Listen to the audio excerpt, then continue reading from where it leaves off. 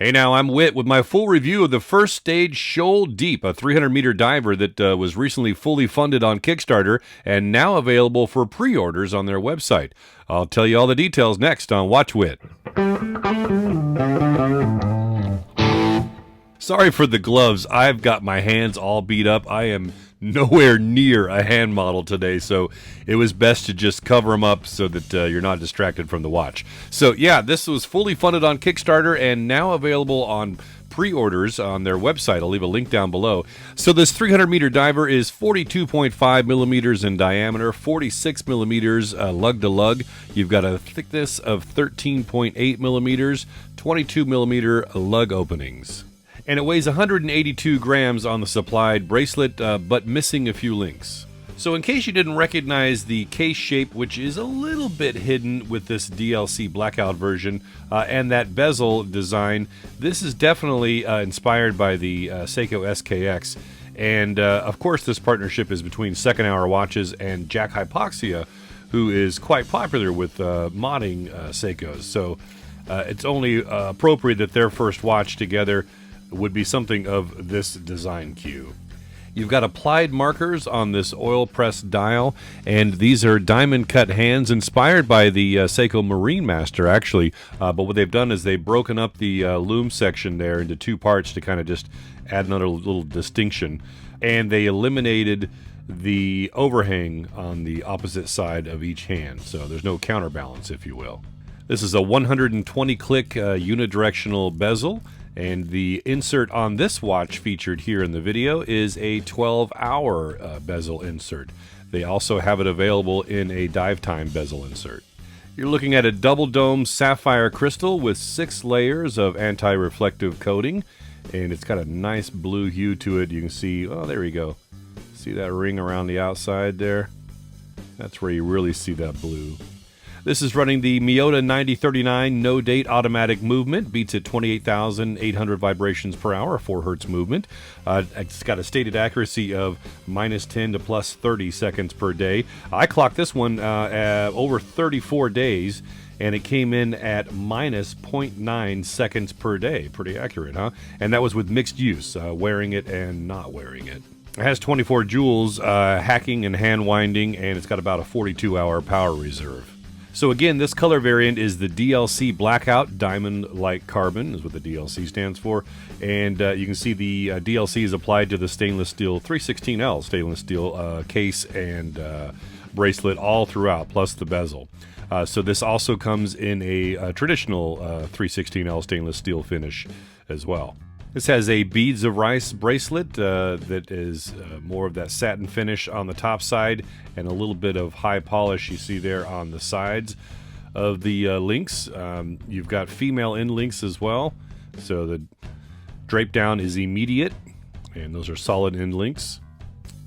Screw pins for adjustment of your bracelet for sizing, and then your clasp has got a fold over safety latch, double push button release, and milled scissor clasp as well.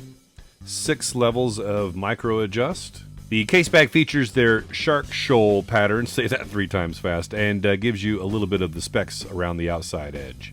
So this is a prototype. Let me give you the changes that are coming to the production model. There's only a couple of them, but you see the red section here on the bezel insert from 12 to 3 o'clock. And then on the dive time bezel, that would be, obviously the first 15 minutes. So that is going to be significantly brighter in the Department of Lume.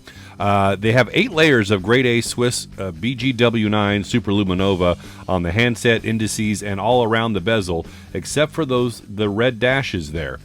So that is 8 layers of a Super Luminova with a glow of a lighter shade, of course, against the blue, of a yellowish orange color. So it's going to be brighter in the production model. And then the other change is the seconds hand. The tip there is going to be outlined in red for increased legibility and contrast. All right, I'll run you through my likes and dislikes. The dislikes coming at you first. So this bezel has got just a bit of back play. I'd say like a half a click. It's nothing that's really, bothersome, but I know some people are really particular about their bezels. So I'm trying to show you here, each mode has got just about a half click of backplay. And the next thing, when this bezel has been sitting for a while, the first time you go to rotate it, it's actually kind of stiff for you to move it, from its position where it's been resting. So again, at least that's the case with this particular watch, and this also being a prototype. Okay, the next negative I'm probably going to quickly turn into a positive. The crown is so super grippy. It's too grippy.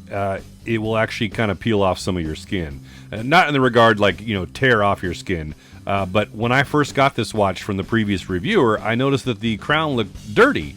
And I thought, oh, wow, I'm going to have to clean that up. But since I've had it, I've realized what it is. It's just kind of little, small, microscopic, dead skin cells from when you turn it. It's ripping just a little trace of your skin off, and it collects around the crown. So if you're one that's going to be using the crown a lot, and again, you don't have to, this is automatic, so unless you're letting it go dead and you want to give it a quick wind instead of shaking it, and you need to adjust the time, you shouldn't be using the crown much anyway. But if you are somebody who uses the crown a lot, you're going to find that you need to clean it here and there. So that kind of catapults me to my likes about the watch now. I love this crown. It's so super grippy. So I gave you the negatives, but I mean, again, it's just probably the easiest to grip, and it's deceiving because it doesn't look like it would be, right? It looks very smooth and like it might not even have enough knurling, right? It matches the bezel here, and again, just super grippy. So if you can, see past the point that it's going to become dirty, then you're going to love this crown because very easy to grip. Speaking of that, so the bezel is as well from any position. You can grab it here at the top, you can grab it at the sides, and again, I'm wearing gloves, so usually that's a little slicker to move, but anywhere you want to grab this bezel, it's very easy to turn. So great knurling on that bezel for sure. And I'm enjoying this 12-hour bezel insert. I've got family on the West Coast, Pacific time zone, so I can very easily just do 3 hours behind like that and quickly see what time it is in my family's time zone. Okay, another thing I really like is that concentric line that runs from indice to indice. It's just such a minute detail on the watch that is not easily forgotten by me. It's just a design detail.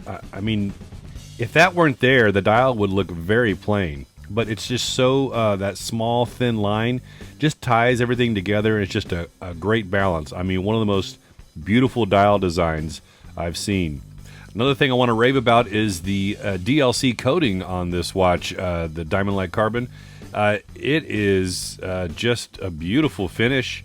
You can see it just kind of, this whole blackout version just looks great, ties in together everywhere, from the bracelet to the sides of the bracelet, sides of the case, bezel.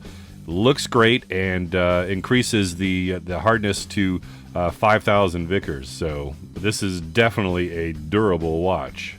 And the last thing I want to mention, so the previous reviewer left out the extra links after they sized the bracelet for themselves. So this was not big enough for me to wear on this bracelet. Kind of a bummer. I was looking forward to that, but I didn't want that to slow down the review process.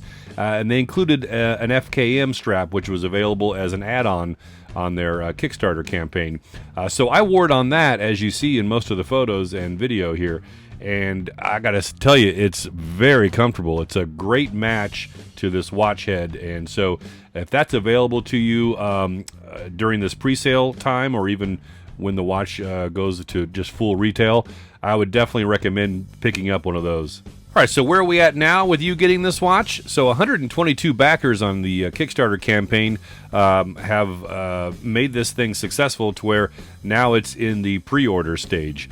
Now, they also unlocked 2 new color variants. So in addition to this DLC blackout, you've got the Shallows Blue and the Kelp Green. Those were the original 3 colors.